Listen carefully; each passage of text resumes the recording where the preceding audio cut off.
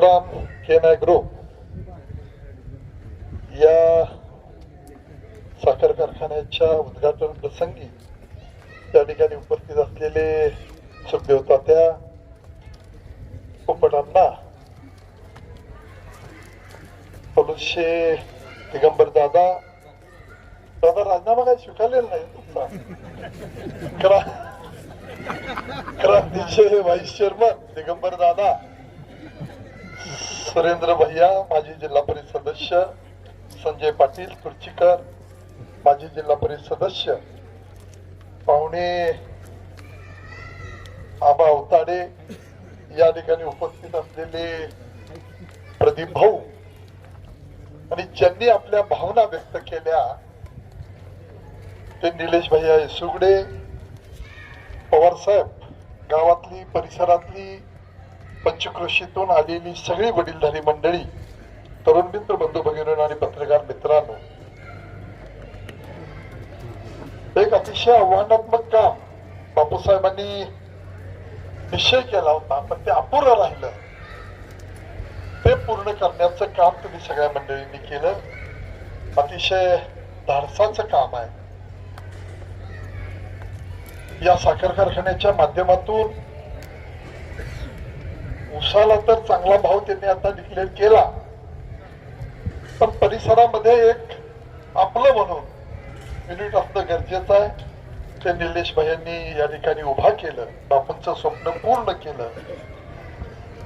त्यांनी आपल्या भाषणामध्ये सुद्धा सांगितलं की काम अवघड होतं, मोठं होतं, बँकेची प्रपोजल झाली नाही.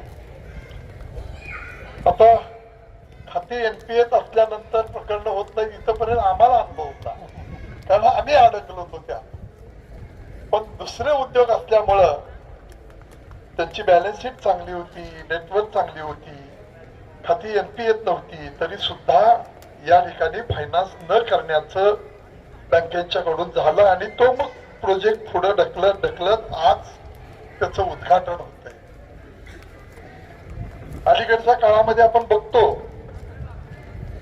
की बँकेच्या माध्यमातून अडचणी खूप निर्माण होतात आणि बँकांचं सुद्धा धोरण असं असतं, पतवानवाल्यांना ते ऐपतवान बनवतात, पण नापतवाल्यांना पतवान बनवण्याची भूमिका बँका घेत असतात. तेव्हा या सगळ्या दृष्टिकोनातून करून आज त्याचा या ठिकाणी प्रकाश भाऊ या सगळ्या मोकळे सरते या जेव्हा बोलवलं होतं प्रकाश भाऊ आम्ही तुम्हाला त्या बँकेच्या माध्यमातून पुन्हा त्यांनी बसून घरच्या मंडळींचा सगळा विचार करून हा धाडसानं प्रोजेक्ट उभा केला. तो चांगला निश्चितपणानं चालवतील. पण मी निलेश भैयाचं भाषण लक्ष देऊन जाणीवपूर्वक ऐकत होतो. त्यांनी सांगितलं की बापूसाहेब गेल्यानंतर सगळी बापूसाहेबांचे सहकारी यांनी निलेश भैयावर तितक्याच ताकदीनं प्रेम केलं की जेवढं बापूसाहेबांच्यावर होतं. किंबहुना लहान मुलगा म्हणून त्यांनी अधिक प्रेम दिलं. निलेश भैया बापूंच्या पाश्चात सगळे उद्योग अतिशय भाऊभाऊ चांगल्या पद्धतीनं चालवतात. मंगेश असतील, आमचे येसुगडे साहेब असतील, लंडो साहेब, अतिशय सरळ म्हणून मनुष्य त्यांच्याकडे आपल्या तासगाव कारखान्यामध्ये पाहिलं जात होतं. आम्ही चालवताना या संघर्षामध्ये सुप्रीम कोर्टापर्यंत जावं लागलं. कोर्टाच्या लढाया करत करत कारखाना चालवत नावावर न झाल्यामुळं लवकर, त्यामुळं बँकांच्या अडचणी, पतसंस्थांच्या अडचणी आम्ही चालवताना त्या सगळ्या आल्या आणि एकदा ठरवलं की लोकांचं काय आता ठेवून जगायचं नाही. त्यामुळे आम्ही एका सीझनचे राहिलेले थोडे पैसे 1-2-2.5 महिने लेट गेले, पण ते सगळे भागवून बँका, पतसंस्था सगळ्या भागवून रिकामं होण्याची भूमिका आम्ही निश्चितपणानं घेतली. निलेश भैयांना सांगितलं ज्या ज्या लोकांनी आपल्याला, शेतकरी असतील, अधिकारी असतील, त्या लोकांनी मदत केली, सहकार्य केलं, त्याचं कायमचा हा शब्द आला. कायमचा ऋण मानणारा माणूस आहे. आणि अलीकडच्या काळामध्ये ते अवघड आहे. उगवत्या सूर्याला निश्चितपणाने नमस्कार होता, पण अडचणीत असल्यानंतर त्या ठिकाणी खूप त्रास होतो. पण हा निलेश भाईंनी दिलेला शब्द आणि दर अतिशय चांगला आहे. मी मनापासून निलेश भाईचं त्या ठिकाणी अभिनंदन करतो, कौतुक करतो की हे एक तसं आव्हानात्मक युनिट, फक्त बापूसाहेबांची इच्छा एक कारखाना करायची राहिली होती, ती करण्याची भूमिका त्यांनी घेतली. वास्तविक सगळे युनिट अतिशय त्यांचे चांगले चाललेले आहेत, पण बापूसाहेबांच्या इच्छेसाठी म्हणून पुन्हा ह्या घरच्या मंडळींनी ह्या प्रयत्न केला आणि त्याला आज यश येतंय.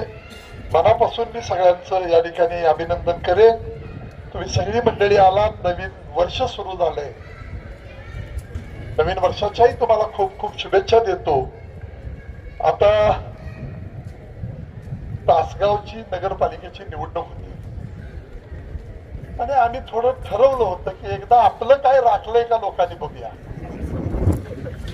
नाहीतर चालत्या गाडीला लेबल लावून आपलंच आहे म्हणून सांगण्यापेक्षा आम्ही निलेश भैयाची स्वाभिमानी पलूस शहर स्वाभिमानी आघाडी नेली आणि त्या आघाडीवर लोकांनी आम्हाला यश दिलं. फक्त 3 दिवस चिन्ह पोचवायला राहिले होते आणि आपला समाज बी एवढा भारी आहे. 2 पाटील उभा राहिले, त्यात विभाजन झालं.